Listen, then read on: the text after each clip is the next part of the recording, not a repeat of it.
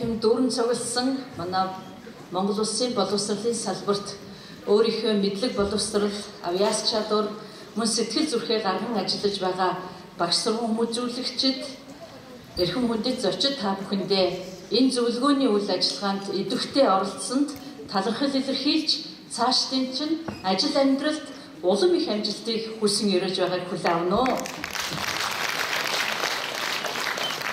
Монгол Улсын хөгжлийн явцад хамгийн томоохон чухал үр гүйцэтгэдэг салбар бол боловсролын салбар юм а. Хөгжлийн ахиц дэвшлиг боловсролын салбарын ахиц дэвшилтэй уялдуулж ойлгох зайлшгүй шаардлагатай. Тийм ч учраас боловсрол соёл шинжилгээний яамнаас бид улсын зөвлөгөөнүүдийг өнөөдөр хийж хамгийн отхон зөвлөгөөнийг Дорнод аймагтай зохион байгуулж та бүхэн маань идэвхтэй оролцож байгаад талархалтай байна. Юуны түрүүнд энэхүү зөвлөгөөнийг зохион байгуулахад зохион байгуулалтын бөгөөд бүхэл талын дэмжлэг тусалцааг үзүүлж орон нутагта амжилттай зохион байгуулах бүх талын боломжийг бүрдүүлсэн Дорнод аймгийн засаг дарга, Бадамсүрэн даргадаа түүний тамгын газар ажил хичээнгүй хамт олонд нь бас баяр хүргэж та бүхний өмнөөс талархлаа илэрхийлэхийг хүсэж байна. Зөвлөгөөний хаалтын ажиллагаанд Бадамсүрэн дарга маань бас өөрийн биеэр үйлцэн ирсэнд бас талархлаа илэрхийлж байна. Дорнод аймгийг сонгож энэхүү зөвлөгөөний хийсэн нь бас санамсаргүй тохиолдол байгаагүй юм а.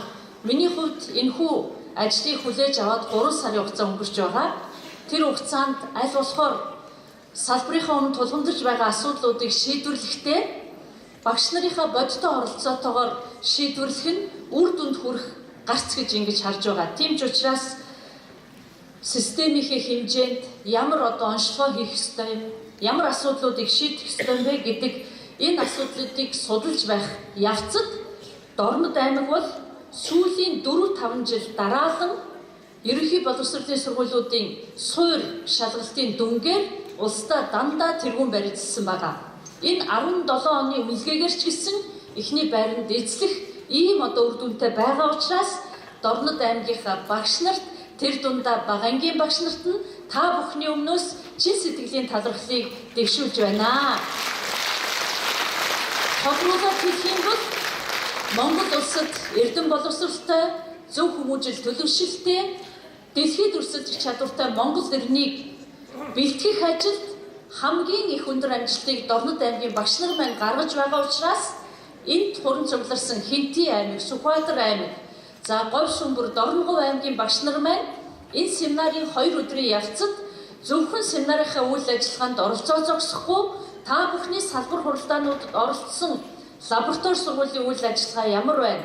Цэцэрлэгийн үйл ажиллагаа, сургуулиудын үйл ажиллагаа, багш нар маань ямар их бүтээлч сэтгэлгээтэй ажиллаж байна вэ гэдгийг бас нүдэрээ харж гараараа барьж үзээсэй гэж энэхүү зөвлөгөөний байршлыг бас сонгосон юм аа. Өглөө бас би хүрэлцэж ирээд аймгийн даргатай уулзсан, мөн лаборатори сургуулиар орж хан уул лаборатори сургуулийн үйл ажиллагаатай бол танилцсан байгаа. Тэнд Улаанбаатар хотоос 800 гаруй километр аслагдсан байгаа ч гэсэн үнэхээр тэр улсдаа Яшин шалгалтын дүнгээр тэргүүлж байгаа тэр ажлын үнэр, тэр ажлын үр дүн бол тэр сургуулиар ороход шууд мэдрэгдэж байна. Багш нар нь ямар их бүтээлч байна. Хүүхдийн төлөө сэтгэл гаргаад зүтгэл гаргах юм бол үнэхээр ачаалал их байна гэхгүйгээр бүтээлч хамт олон болж ажиллаж чадвал ямар хөө зүйлийг бүтээж чаддаг вэ? Багш нар нь өөрсдийгөө хөгжүүлэх, ажлын байран дээр хөгжих тэр боломжийг яаж олгож болдог вэ гэдгийг бас харуулсанд үнэхээр талархалтай байна. Ингээд би бас дахин та бүхэндээ талархлаа илэрхийлээд Дорнодын багш нарыг энэ түүчээгээ дахин уламжлуулж буухалаасаа гэж уриалж байна. За ингээд та бүхнийхээ 4 салбар хуралдаан дээр ярьсан зүйлүүд та бүхнийхээ хэлэлцсэн асуудлууд дээр дүгнэлт болгож дараах зүйлүүдийг энэ салбарын сайдын хуваар та бүхнийгээ дэмжиж ажиллах хүрээндээ илэрхийлэхийг хүсэж байна. Миний энэ зөвлөгөөнүүдийг хийсэн гол зорилго юу вэ гэхлээр үндсэндээ бид шилжилтийн сүүлийн 28 жил систем маань, боловсролын салбар маань үндсэн багш нараас их холдсон байна гэдэг мэдрэмжийг би энэ ажил аваад мэдэрсэн. Сургалт семинар хийхдээ зөвхөн удирдлагын түвшинд хийдэг ийм арга барилд орсон. За харамсалтай нь энэ одоо хийсэн семинарын үр дүн сайн хичээл зүтгэлтэй захирлууд очиж мэдээлэлээ багш нартаа өгдөг. За ерөнхийдөө бол тэгээд мэдээлэл маань хүндээ хүрэхгүй яг одоо халуун гал тогоон дээрээ халуун цэг дээрээ ажиллаж байгаа багш нартайгаа яамны маань харилцаа их холдсон байсныг мэдэрсэн. Шилжилтийн он жилүүдэд ганцхан боловсролын салбарт биш, Монгол орны хэмжээнд бүхэлдээ маш олон зүйлүүд өөрчлөгдсөн байгаа. Магадгүй зарим зүйлүүд цаг минут хугацаагаар бидний хүлээхгүйгээр өөрчлөгдөж байгаа. Тийм учраас сүүбийнхээ зөвлөгөөнийг мянган багш нараа оролцуулж, эрхлэгч нар, арга зүйч нар, туслах багш нартай хамт хийсэн маш сайхан зөвлөмжүүд гарсан. ЕБС-ийн зөвлөгөөн бол үндсэндээ ингээд Улаанбаатар хотын хэмжээнд 3 удаа, 21 аймагт 4 бүсчлээд ингээд 7 удаа хийж байгаа. Нийт манай боловсролын салбарт 35 мянган багш нар ажиллаж байгаа. Түүнийхээ 10% буюу би 3400 орчим багшийг энэ зөвлөгөөнд оролцуулж дуу хоолойг сонссондоо маш их баяртай байгаа. Ажлаа хийж байгаа. Энэ 28 жилийн туршид ямар хичээл дээр алдаа оноо гарч байгаа, ямар сургалтын хөтөлбөр туршилтих байсан, ямар нь хүүхдийн хөгжилд дэмжлэг болсон, ямар нь багшийн ачааллыг нэмж байгаа вэ гэдгийг мэдэж байгаа хүмүүс бол та нар. Тийм учраас та бүхний өөрсдийн оролцоотойгоор энэ салбарын шинжилгээг бид хийх ёстой. Түүнээс биш хэн нэгэн ирсэн сайд туршилтын хэлбэрээр Монгол хүүхдүүдээр туршилт явуулах ёсгүй, Монгол багш нарын ажлыг ч гэсэн туршилтын байдлаар өөрчлөх ёсгүй. Тийм учраас маш олон багш нар сая энэ хөтөлбөрүүдэд сайжруулахад анхаараач. Бити бидэнд одоо ачаалал нэмээд байгаач гэсэн үгийг хэлсэнтэй би санал нэг байгаамаа. Тийм учраас энэ зөвлөгөөнүүдийн үр дүнг та бид юу гэж хүлээх ёстой вэ? Зөвлөгөөний үр дүнг ингэж харж байна. Хамгийн нэгдүгээрт нь бид боловсролынхаа систем сүүлийн 28 жил явсан энэ цаг хугацаанд, энэ өөрчлөлтийн цаг хугацаанд дүн шинжилгээ хийх ёстой юм аа. Бүхэлдээ системээ бид нар онцлох гэж оролдлоо. Бүх асуудлуудыг та бүхэн маань олон талаас нь ярьсан. Тодруулаад хэлэх юм бол эмч хүн өвчтнөө зөв онцлох ёстой. Ханаа төрсөн байвал эм уулгана, магадгүй хүндэрсэн байвал цаашдын ямар шатных нэмчилгээ хийх ёстой вэ гэдгийг гаргаж ирэх ёстой. Тийм учраас салбарынхаа бүхэлд нь хийж байгаа онцлогоон дээр бид нухацтай хандаж зөвлөгөөнүүдээс гарсан зөвлөмжийг ажил хэрэг болох ёстой. Яа минээс ажиллаа эхэлнэ. Миний хувьд 2018 оныг энэ зөвлөгөөнүүдийн зөвлөмжийг хэрэгжүүлж эхлэх жил гэж ингэж харж байгаа. Бидэнд өөр ажлын төлөвлөгөө хэрэггүй. Хийх ажлыг маань та нар жагсаагаад гаргаад ирсэн байхад нь яа өөр ажил төлөвлөөд өөр ажилд хөрөнгө зарцуулах шаардлагагүй гэж үзэж байгаа. Тийм ч учраас зөвлөгөөнүүдийнхээ зөвлөмжөөр суурилсан ажлын төлөвлөгөө гаргаж мөн сайтыг багцад хуваарлагдсан хөрөнгө мөнгийг мөн ялгаа байхгүй энэ зөвлөгөөнийхөө зөвлөмжийг хэрэгжүүлэхэд л зарцуулна. Тэгэхгүй бол хийх ажил маань нэг байдаг, хөрөнгө маань өөр зүйлд зарцуулагддаг байж болохгүй. Тийм учраас цогц байдлаар орон нутгийн түвшинд ч гэсэн ийм байдлаар ажиллана гэж ингэж бодож байгаа. Тийм учраас 2018 он бол боловсролын салбарын ахиц шинжилгээг багш нар өөрсдөө хийж эхлүүлэх хичээл. Энэ зөвлөгөөнөө хийгээд ярилцсан учраас бид нар шаардлагатай шийдвэрээ гаргана. Та нар маань бас идэвхтэй оролцогч болж энэ зөвлөгөөнийхөө шийдвэрийг амьдрал бодтойгоор хэрэгжүүлэх ийм ажлыг хийнэ. За боловсролын дарга маань зааланд ирсэн байна. 3 хоногийн өмнө 21 аймгийн засаг дарга нартай миний хувьд за мөн Монгол Улсын засгийн газар үр дүнгийн гэрээгээ байгуулсан 18 оны. Хийх хөрөнгө оруулалтын ажлын хажуугаар 2018 оныг Монгол Улсын боловсрол соёл шинжилгээ спортын яамнаас багшийн хөгжлийг дэмжих жил болгосон. Тийм учраас энэ 21 аймагтай байгуулсан гэрээндээ зөвхөн багшийн хөгжлийг дэмжих жил болгосон гэд ураа лоозонгийн байдлаар яриад орхихгүйгээр 21 аймгийн засаг даргын үр дүнгийн гэрээнд нь 2018 онд орон нутагт багшийн хөгжлийг дэмжих жилийн хүрээнд юу хийсэн бэ гэдгийг 18 оны ажлын эцээр нь дүгнэн гэдэг бие даасан нэг заалтыг оруулж өгсөн байж байгаа. Яамны зүгээс дэмжин орон нутагт дэмжлэг үзүүлнэ. Ингэжээж өнөөдөр бүрэн утгаараа бид нар ажлын ахиц гаргах бодиттой боломж бүрдэж байгаа. За та бүхэндээ бас нэг баяртай мэдээнүүдийг дуулгая гэж ингэж бодож байна. Энэ маань юу вэ гэхээр 2018 онд бол боловсролын салбарт түүхэндээ байгаагүй томоохон хөрөнгө оруулалтууд шийдэгдсэн байгаа. Тодруулаад хэлэх юм бол 99 ерөнхий боловсролын сургууль шинээр баригдах буюу өргөтгөл хийгдэнэ. 99. Суудлынхын тоогоор аваад үзэх юм бол 47 мянган хүүхдийн суудлын тоо нэмэгдэж байгаа. Энэ түүхэнд хизээч урд өмнө ийм хөрөнгө оруулалт байгаагүй. Нөгөө талаар цэцэрлэгийн хүүхдүүдийн хүртээмжийг 20 мянган суудлаар нэмэгдүүлэх буюу 127 цэцэрлэг шинээр баригдана. Монгол улсад 3 ээлжээр хичээлдэг нэгт сургуульгүй болно. Ийм хөрөнгө оруулалт энэ онд шийдэгдсэн байгаа. Тийм учраас аймагуудынхаа засаг дарга нартай миний хувьд саяхан байгуулсан гэрээгээрээ ямар зүйлээр тохирсон бэ гэхлээр хөрөнгө оруулалтын батлаад өгсөн нь маш сайн хэрэг. Одоо харин 2 дугаар сарын 1-ээс эхлүүлээд одоо тендерийн хуулийн дагуу бүх орон нутгийн засаг дарга нар сонгон шалгаруулалт хийх, тендерийн үнэлгээний хороог хариуцлагатай байгуулах, сонгон шалгаруулах компани зөв сонгох гэдэг ажил дээр бид нар бүгдээрээ маш хариуцлагатай хандах ёстой. Ямар гашуун туршлага байдаг вэ гэхлээр ажил үйлчилгээг маань хийнэ гэж шалгарсан компани суурийг нухаж эсвэл нэг каркас босгочоод ажлаа гүйцэхгүй алга болчтой. Энэ удаад бид ийм зүйлийг гаргах ёсгүй. Тийм учраас орон нутгийнхаа удирдлагуудтай энэ одоо ажлаа бид нар маш хариуцлагатай зохион байгуулна. За миний хувьд яамныхаа хийх ажлыг юу гэж харж байгаа вэ гэхлээр сургалтын агуулга чанар хөтөлбөр түүнтэй уялдаа холбоотой саяын багш нарын ярьсан сурах бичиг сургалтын хэрэглэгдэхүүнээ сайжруулах тал дээр яам онцгойлон анхаарна. Яам тендертэй ноцолддог цагаа бардаг байж болохгүй. Тийм учраас би энэ жилийн энэ олон хөрөнгө оруулалтынхаа ажлыг ихэнхийн буюу 200 гаруй ажлаас би 157 ажлыг өнөөдрийн байдлаар 21 аймгийнхаа Улаанбаатар хотынхаа засаг даргад би эрхийг шилжүүлсэн байна. Тэр орон нутаг ажиллаа хийх, сайн компани сонгож шалгаруулж ажиллаа хийх, яам өнөөдөр тендертэй ноцолдоод үндсэн үйл ажиллагаагаа орхитуулж болохгүй гэсэн ийм зарчим байр суурьтай ажиллаж байгаа гэдгийг та бүхэн хэлхийг хүсэж байна. За ингээд хүртээмжийн асуудал энэ жил 100% шийдэгдчих юм байна. Тэгвэл цаашдаа юу анхаарах ёстой вэ гэхээр өнөө өглөөд орон аймгийн засаг даргатай уулзж байхад бидний хийх ажил бол нөгөө нэг юу гэдэг вүлээ?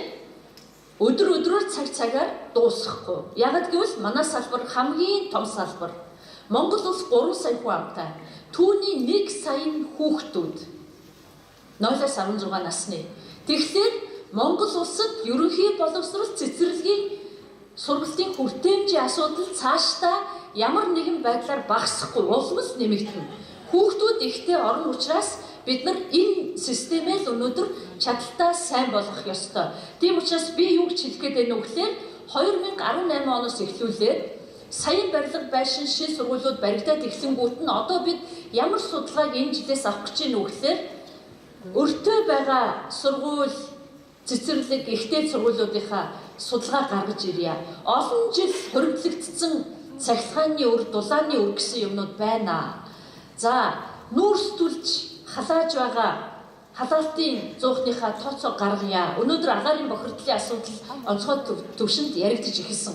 Тэгвэл энийг одоо бид нар солих асуудлыг төлөвлөж эхлэх ёстой.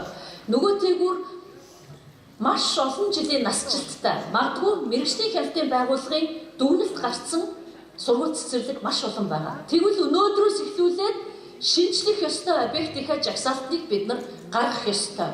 Ингэжээж бид нар боловсролын салбарын хөрөнгө оруулалтын асуудлыг үр дүнтэй болгохгүй бол ямар нэгэн байдлаар санамсаргүй хөрөнгө оруулалт хийж болохгүй. Жишээ татъя л да өнөөдрийн амьдрал дээр бид нар дээр байж байна. Өмнө Говь аймагт 300 хүүхдийн дотуур байр бариад ашиглалтанд өнгөрсөн жил оруулсан. Өнөөдөр тэр дотуур байр 30 хүүхэдтэй байна. Ийм үр ашиггүй хөрөнгө оруулалт хийгээд авах юм бол энэ салбарын маань нэр хүнд хэрэглэгчийн хувьд ч тэр бидний хувьд ч харамсалтай. Тийм учраас 2018 оноос 20 он хүртэл яг аль аймаг юу хийх гээд байгаа юм бэ гэдгийг сумаар нь, сургуулиар нь. За бид ихэвчлэн нөгөө гол асуудал боловсрол дээр байгаа учраас боловсрол гэдээ яриад байна. Үүн дотор соёлынхаа байгууллагуудыг, музей, соёлын төв, за тэгээд одоо номын сан байгаа бол тэднийг оруулах хэрэгтэй. Нөгөө тэгүр бас спортын байгууллагуудаа орхиж болохгүй.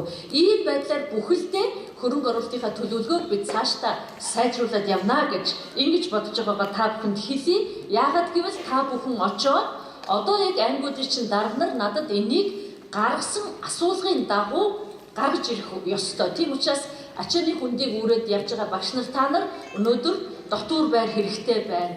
Цэцэрлэгээ шинжлэх хэрэгтэй байна.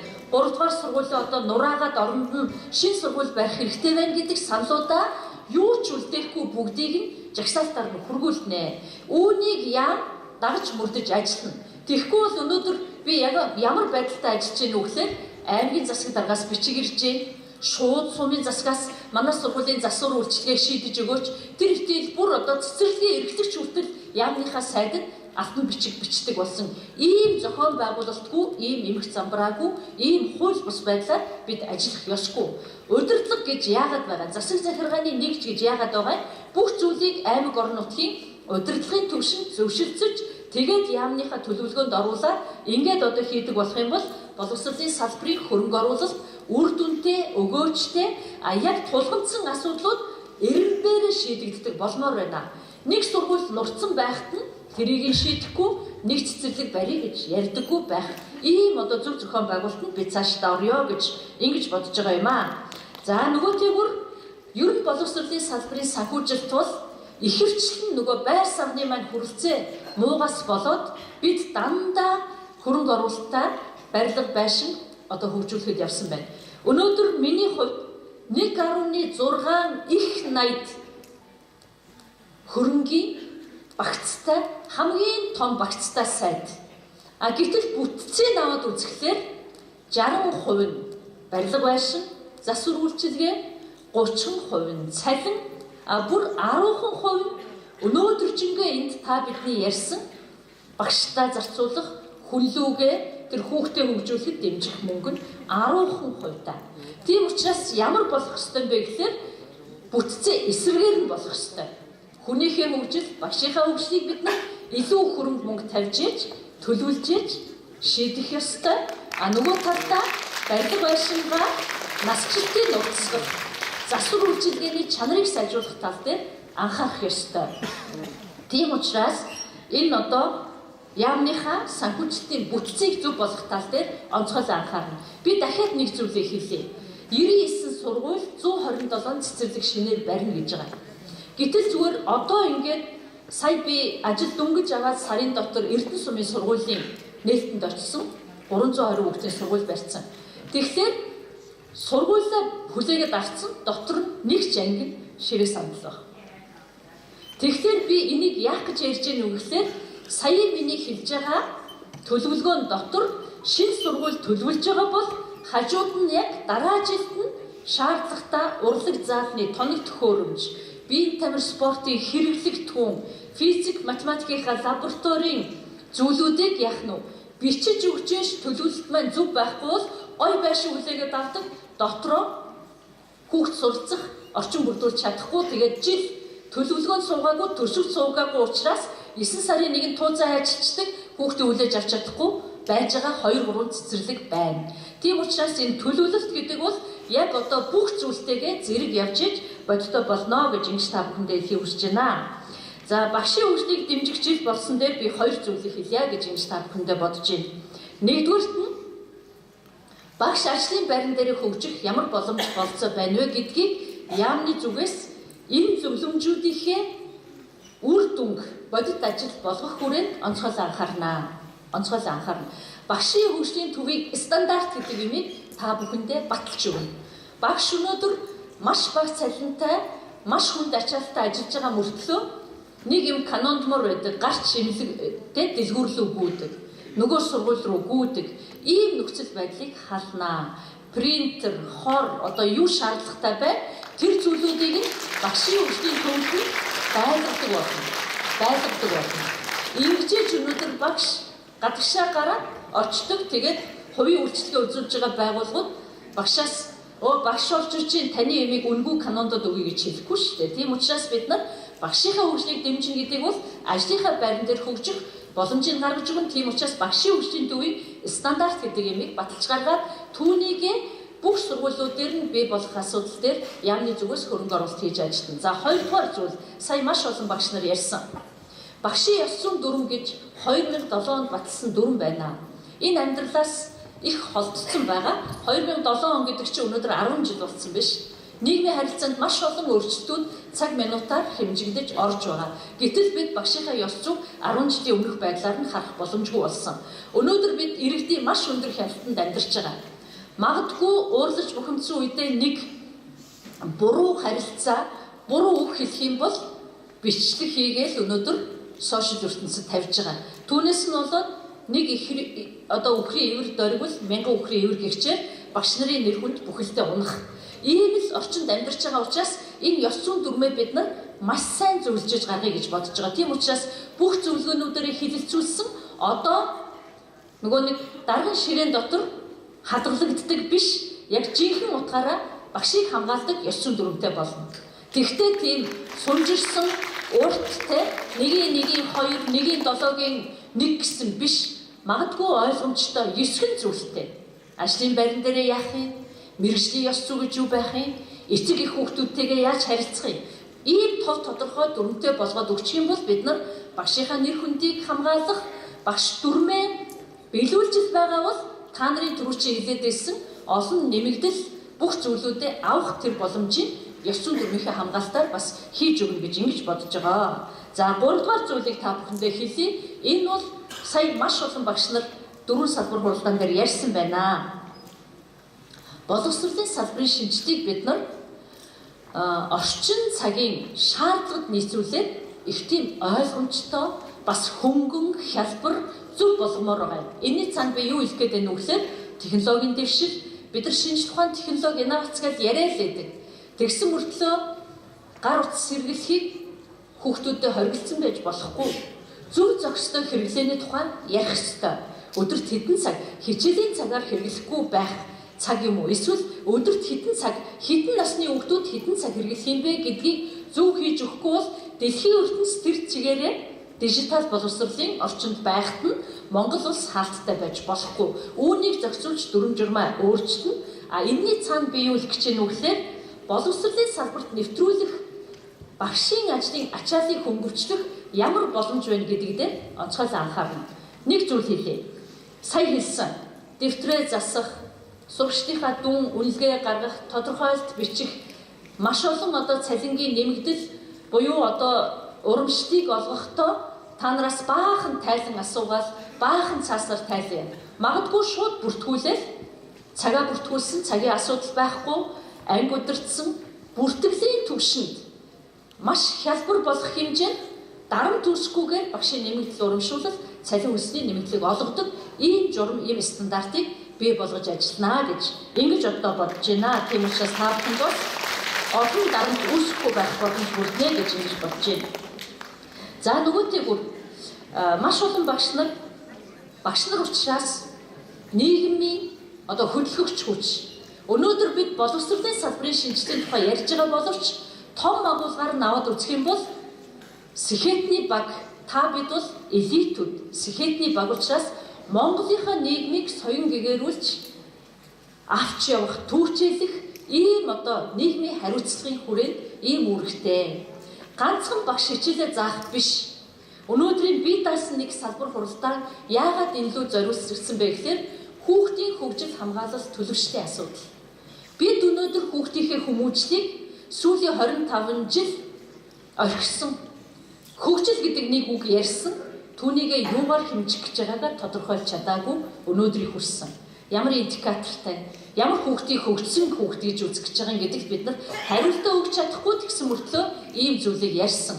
Тэгвэл өнөөдөр энэ Монгол хүүхэд таарч ийн үгүй юу гэдгийг аваад үзэхлээр бид нар яалтч байхгүй, заншил, өв уламжлал, ёс зүй, төлөвшил энэ зүйлтэйг аваад үзэхлээр Монгол хүүхдийн хүмүүсийн тухай асуудлыг өөр төвшөнд харахаас өөр аргагүй байдалд хүрч байгаамаа. Тийм учраас сургууль дээр ажиллаж байгаа нийгмийн ажилтан, хороод дээр ажиллаж байгаа нийгмийн ажилтан, эрүүл мэнд баг дээр ажиллаж байгаа нийгмийн халамжийн нийгмийн ажилтнуудыг бүхэлд нь хүүхдийн хүмүүжлийг дэмждэг нийгмийн ажилтан болгох ажлын байрны тодорхойлтыг бий болгох тал дээр миний хувьд их хурлын гишүүнийхээ хувьар улсын их хурл дээр ажлын хэсэг байгуулад ажиллаж байгаа. Цалингийн багасгахгүйгээр сургалтын менежерийн түвшин нийгмийн ажилтан нэрээрээ ажлын байранд нь хүүхдийн хүмүүжлийн асуудлыг хариуцуулахаар ингэж одоо ажлын байрны тодорхойлтыг цалингийн шүлжээтэй нь уялдуулж гаргаж ирэхээр ажиллаж байна. Энэ дээр би бол ахиц гарна гэж бодож байна. Яагаад гэвэл бүхний дээрээ хүүхдийн хүмүүжлд анхаарахгүй бол өнөөдөр Монгол хүүхдүүд бүр цаашлах юм бол өнөөдөр өсвөр насныхаа залуучуудыг өнөөдөр бид танихгүй байгаа. Ахмад буурлуудаа хүндлэхийг хоцрогдсон зүйл гэж боддог. Бие биендээ хүндлэл үзүүлэхийг байх ёсгүй гэж боддог. Ийм бол байж болохгүй. Тийм учраас хамгийн ихтэй зүгээр жишээ хэлэхэд өнөөдөр дэлхийн улс орнуудын хаач их Монгол гэр бүл гэж байдаггүй. Юу хэлэх гээд байна вэ гэхээр хадам аав ээжтэйгээ, хүргэнтэйгээ, бэртэйгээ хамт амьдардаг ийм том гэр бүл бол дэлхийн хаач байдаггүй. Тийм учраас ийм сайхан уламжлалаа бид нар өнөөдөр зах зээлч гэдэг юм уу, ардчлалч гэдэг юм уу, нийгмийн өөрчлөлт гэдэг зүйлээр Монгол орчин бол өөрчлөлтөө бид нар асар удам нутагтаа маш цөөхүүлэх нэ. Тийм учраас дэлхийд даяаршиж байгаа ч гэсэн монголчууд дангааршиж Монгол гэдэг зүйлээ авч үлдэх юмыг бид өнөөдөр анхаарахгүй, багш нар өнөөдөр энийг төрчилөхгүй бол бид өнөөдөр өөрсдийгөө танихгүй болж байна. Танихгүй жинчэнд цайгаа бариад угтдаг Монголоос өөр үндэстэн байхгүй. Бид 20, 30, 40 жилийн өмнө хөдөө орон нутгийн одоо малчтын амьдрал тэр ихтэй хотын иргэн ч гэсэн нэг хонь гаргахдаа гидсийн бүх одоо хөршүүдтэй хажуу айлынхаа бүр тэр хідэн алхмын цаана байгаа шүлийг хүргэж амсуулдаг байсан уламжлалтай. Гэтэл өнөөдөр хажуу айлыг хүүхдийн хүчирхийллийн асуудал болоод хүүхэд уйлж яхад хаалгаа түгжээтэй суудаг ийм л монголчууд болчиход байна. Энэ зөв юм уу, буруу юм уу? Тэгэхээр бид өнөөдөр энэ уламжлал, энэ хүүхдийн хүчирхийлэлтэй холбоотой, гэр бүлийн салалттай холбоотой одоо бүр хуулиндаа тэр ихтэй арчлал гэдэг нэрийн дор юу оруулсан байна вэ гэхээр ийм цөөхөлтнээ байжж гэр бүлийн дархлаагаа авч явах ёстой байтал хамтран амьдрагч гэдэг нэр томьёог бид зөвшөөрчөө сууж байгаа нь өнөөдөр нийгмийн асар том үнэт зүйлээсээ бид нар ухарсан байж байгаа юм. Тэгэл яах нь вэ гэхээр одоо залуучуудын дунд гарч иш жилд нэг 17-аас 18 мянган залуучууд гэр бүлээ бүртгүүлж байна. Эргээд харахаар 5-аас 6 мянган гэр бүлээ нэгэн жилийн дотор цоцлуулж байгаа. Үнэт зүйлдер суйрлахгүй байна гэсэн үг. Үүрэгчихгүй байна. Хамтран амьдрах сонирхолтой хариуцлага хүлээхгүй байх. Ийм одоо сонирхлыг залуучуудтай бид өөгшүүлж болохгүй. Үүнийг бид нар таслан зогсоох ёстой. Тийм учраас энэ Монгол хүний үнэт зүйл, Монгол нийгмийн үнэт зүйл гэдгийг түүчээлдэг хүмүүс нь багш нар учраас хичээлээ сайн заахаас гадна хүний хүн болгодог хүн бол багш нар учраас бид өнөөдөр энэ зүйлийг анхаарлынхаа гадна орхиж болохгүй. Би зүгээр нэг жишээ хэлье. Япон улсад дэлхийн хамгийн өндөр цалин авдаг багш нар Япон улсад байгаа. Тэр дундаа дахиад хамгийн өндөр цалингийн бага ангийн багш авдаг. Яагаад ийм байна вэ гэд асуухлаар Япон хүнийг төлөвшүүлдэг учраас. Япон хүнийг бий болгож байгаа учраас бага ангийн багш ийм өндөр цалинтай гэж байгаа. Тийм учраас маш олон багш өнөөдрийн одоо зөвлөгөөн дээр сөөбийн багшийн цалин, бага ангийн багшийн цалингаа эргэж харъя гэж тавьж байгаа саналтай. Бүр бүхэлд нь аваад үзэх юм бол Монголын нийгмийг авч явах хүмүүс багш нар учраас бусад мэргэжлээс илүү багшийн цалин өөр болох тал дээр яам бол онцгойлон анхааран та бүхэнтэйгээ хамтарч хэлжээж өнөөдөр нийгэм уучсан байгаа багшийнхаа нэр хүн ийм цөөхөн цалинтай байгаа багшийнхаа ажлын үнэлэмжийг бид нар өөр болгох ёстой. Би багш хүнийхээ хуваарч дээр энэ салбарт бас одоо ажиллаж байсан хүнийхээ хуваарч дээр эмэгтэй сайдынхаа хуваар энэ асуудал дээр бол та бүхэнтэйгээ 100% санал нэгтэй урагшаа давшиж ажилланаа. Ямар нэгэн байдлаар багшийн цалинг нэмэгдүүлнэ. Энэ дээр би нэг тодорхой хариулт өгье гэж та бүхэндээ бодож байна. Яагаад сая оны өмнө багшийн урамшил цалингийн нэмэгдэл хөлсийг нэмэгдүүлэх шийдвэрийг гаргасан бэ? Улирлын урамшуулал 45 байсныг 60 хүртэлх хувь болгоно гэж гаргасан бэ гэхлээр өнөөдөр Монгол орны нийгмийн эдийн засгийн байдал 1 жилийн өмнө хасах үзүүлэлттэй байсан. Хямрцсан, маш хүнд байдалтай байсан. Одоо 1 жилийн дараагаар эдийн засгийн үзүүлэлт маань 4% болж өссөн. Олон улсын валютын сангийн захирлуудын зөвлөл өнгөрсөн 7 хоногт Монгол улсад ажиллаад энэ 18 оны 10 сар гэхэд эдийн засгийн үзүүлэлтийг нэмэгдэх тэр түвшинтэй тооцоод багш нарын болон төрийн албан хаагчдын үндсэн цалинг нэмэгдүүлэх асуудлыг эргэж харж үзэж шийдвэр гаргаж өгөхөөр болсон. Тийм учраас энэ бол их том үзүүлэл. Яагаад гэвэл үндсэн цалин нэмэгдчихвэл үндсэн цалингаас тооцдог 10%, 15% урамшуулалт чинь өөрөө яах нь вэ? Хуваараа нэмэгдээ явчих учраас үндсэн цалингаа нэмэгдүүлэх гэсэн та бүхний чин хүсэлтэй яам бол одоо нэг байр суурьтай байгаа шүү гэдгийг та бүхэнд бас хэлхийг хүсэж байна. За нөгөө тэгвэр бидний одоо хүний нийгмийн хамгийн үнэтэй зүйл бас юу вэ гэхээр ялангуяа хүмүүнлэг арчилсан нийгмийг Монгол улс байгуулж байгаа бол манай боловсролын систем дотор бидний хүн болгон бас сэтгэл зүрхээ өгч анхаарах ёстой нэг асуудал бол яалтч байхгүй та бүхний энд олон багшийн хүндсэн хөгжлийн бэрхшээлтэй хүүхдүүдийн асуудал. Боловсролын яам энэ тал дээр нэлээд бодлогын бөгөөд үйл ажиллагааны бүр үр дүнтэй реформын шинж чанартай, шинжлэлийн шинж чанартай ахиц гаргахаар ажиллаж байгаа. Нэгдүгээр зүйл юу шийдсэн бэ гэхээр багшийн их сургууль, багш бэлтгэдэг сургууль дээрээ түүхэндээ анх удаа Монгол улс сая тусгай хэрэгцээт боловсролын тэнхимийг багшийн дээд сургууль дээр энэ жил нээлээ 2 сарын өмнө. Тийм учраас 4 жилийн дараа анхны бакалаврын боловсролтой тусгай хэрэгцээт боловсролын дээд мэргэжилтэй хүмүүс Монгол улсад бий болох нэ. Хөгжлийн бэрхшээлтэй хүүхдүүд маань нэмэгдээд байгаа. Шалтгааныг та бүхэн надаар хэлүүлэхгүй мэдэж байгаа. Ард иргэд маань орлогогүй байна. Орлогогүй иргэд маань ажил хий гэхээсээ илүү орлогогүй сэтгэл санааны гутралтай, стресстэй байгаа учраас архинд автаж байна. Нэг бүр одоо цочромор судалгаа гарсан ш. 3 өрх тутмын нэгэнд нь ямар нэгэн хэмжээгээр архины хамааралтай хүн байна гэж. Энэ бол бодиттой судалгаа байна.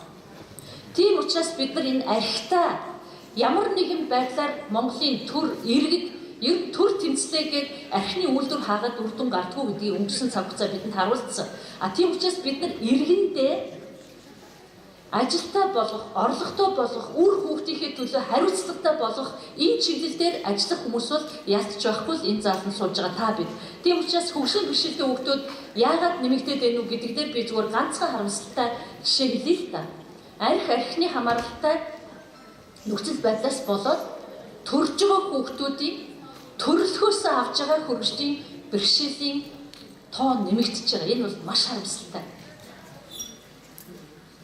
За бүр цаашлах юм бол оюуны бэрхшээлтэй, бүр цаашлах юм бол 5 жилийн өмнө, 10 жилийн өмнө монголчууд бид нар киноноос аутизмтай хүүхдүүдийг хардаг байсан байхгүй юу?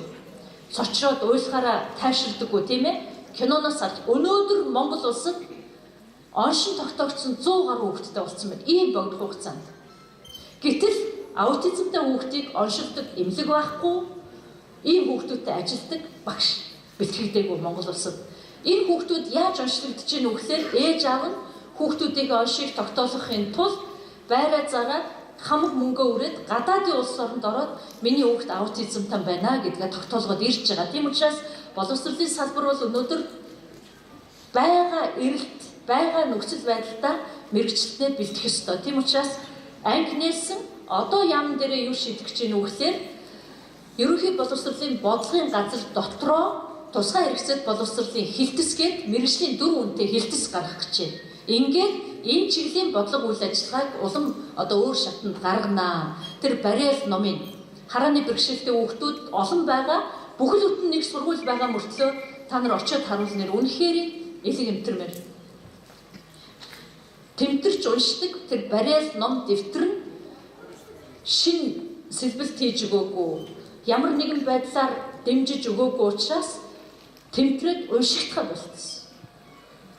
Тэр хэний буруу вэ?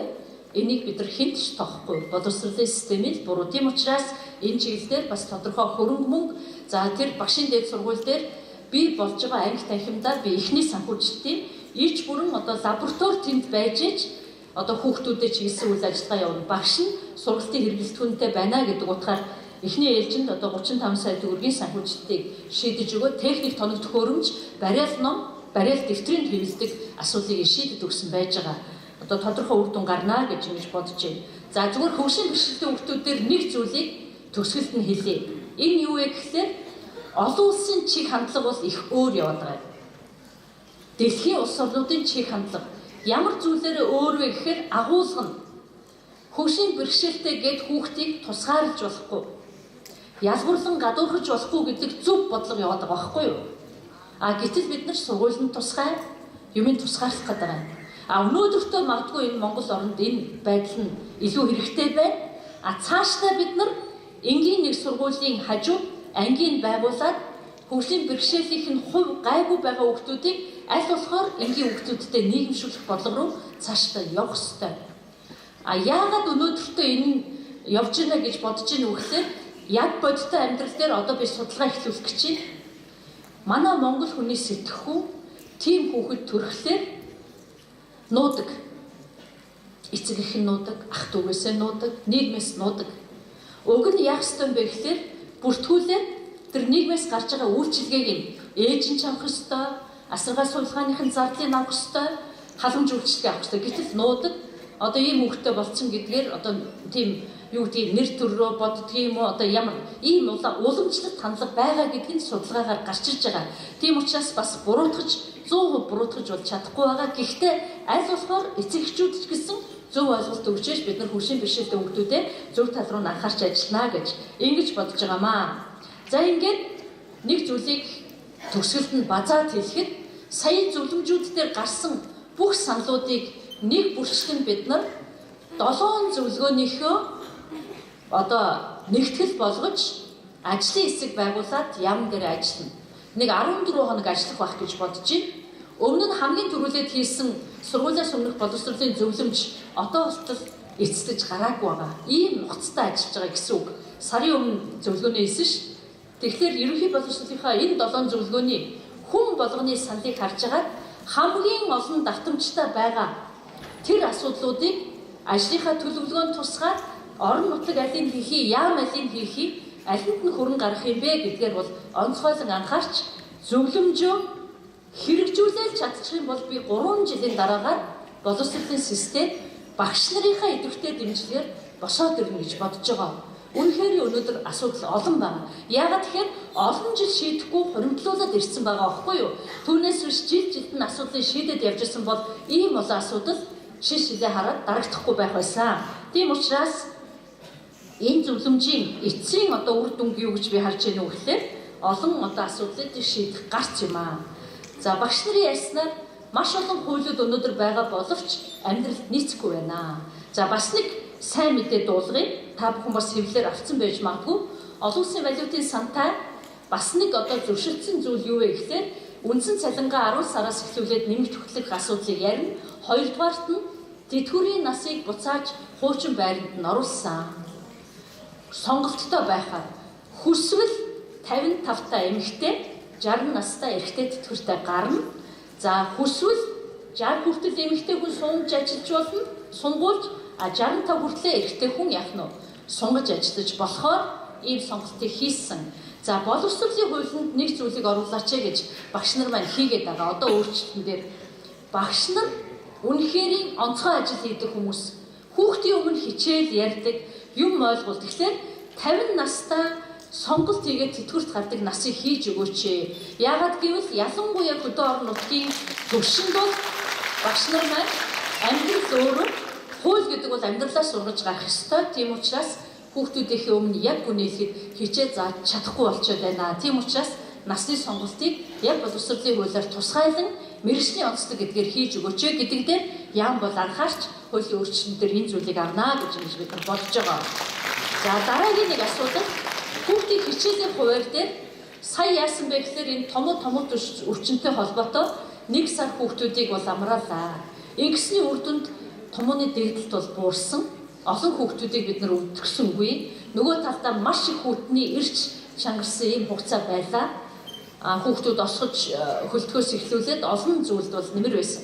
Ялангуяа Улаанбаатар хотын хувьд бол агаарын бохирдол, одоо тэгээд замын хөдөлгөөний төвөгжрэлд бол энэ сарын хугацаа их бодиттой байсан. Тэгэхээр би юу ч одоо бас харж байгаа вэ гэхээр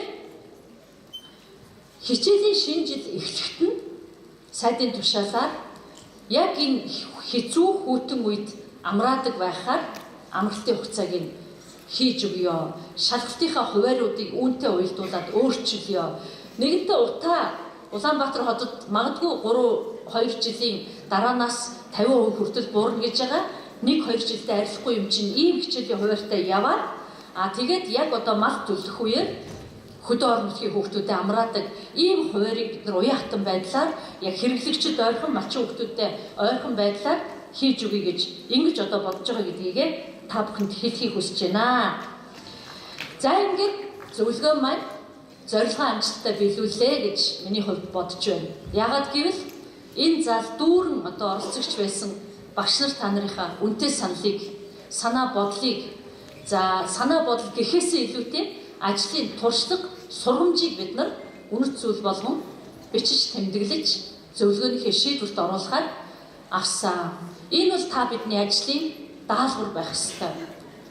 Энэ олон асуудлаа шийдчих юм бол Монголын багш нарын нийгэмд үнэлэгдэх үлэлэмж, багшийн хүндлэл, эцэг эхчүүд, багш хүүхдийн хоорондын амьд харилцаа шин шатанд гарна гэж бодож байгаа.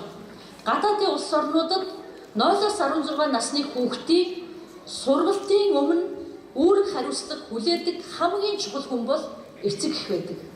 Манайд хуультай ч гэсэн өнөөдөр эцэг эхчүүд маань ямар асуудал гарсан ч багштай холбож байгаа. Багш мэднэ, багш анхаарахгүй яасан гэж байгаа. Тийм учраас боловсролын салбарын шинжилгээг хүрээд бидний бас нэг төлөвлөж байгаа асуудал юу вэ гэхээр эцэг эхчүүдтэй бас зөвлөгөөийнэ. Тийм учраас эцэг эхчүүд хүүхдийнхээ өмнө хуулиараа 16 нас хүртэл асран хамгаалагч байна. Хүчирхийллээс хамгаалах, хөгжүүлэх, хүмүүжлтэй байх, багшийг дэмжих ажил эцэг эхчүүдийн оролцоог ирнэ шин шатанд гаргах цаг нь болсон гэж үзэж байгаа. Сүүлийн 20 хэдэн жил зах зээл гэдэг нэрээр хүүхдээ харах боломжгүй байна. Орлого олох хэрэгтэй байна. Би зах дээр байна. Ажилгүй байна гэдэг нэрээр эцэг эхчүүд үүргээсээ татгалцсан. Түүний хариу юу байсан бэ гэхээр маш олон хүүхдийн эрх бол ноцтойгоор зөрчигдөж амь насаа алдах хүртэл төвшөнд нь байгаа. Тийм учраас бид эцэг эх, багш, сурагч гэдэг энэ гурван хүний амьд холбоог сайжруулах тал дээр яам бодлогоо гаргаж ажилланаа. Монгол орн бол миний төрөвчийн эснэр цөөхөн хүн амтай онцлог үндэстэй. Банзрагч багшийн хичээл та бүхэн таалагдсан уу? Банзрагч багшийн хичээл таалагдсан уу? Би яагаад банзрагч багшийн хичээлийг хөндлөнгөөс нь та бүхэнд оруулахыг хүссэн бэ гэхлээр бид өнөөдөр дэлхий хаашаа явж байгаа юм? Бид хаана байгаа гэдгээ бодож үзэх цаг болсон байна. 3 жилийн дараа боловсролын систем хаана хүрэхийг, 5 жилийн дараа хаана хүрэхийг, 10 жилийн дараа хаана хүрэхийг гэдгээ бодох ёстой. Тийм учраас системийн төвшин шинжилгээг та бүхэнтэйгээ хамтдаа хийцгээе. Баярлалаа.